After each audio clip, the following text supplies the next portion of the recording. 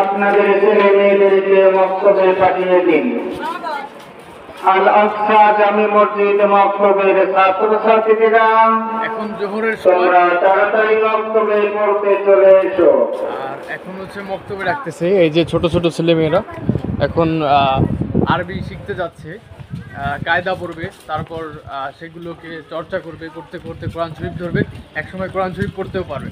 তো এখন মক্তবে রাখতেছে। আর দেখলেই যে মসজিদ থেকে বাম পা দিয়ে বের হলাম। আর এটাই হচ্ছে নিয়ম যে মসজিদ হচ্ছে পবিত্র জায়গা। তো জি জি মসজিদে ওই রফিকুল্লাহ দেখেন গ্যারেজ?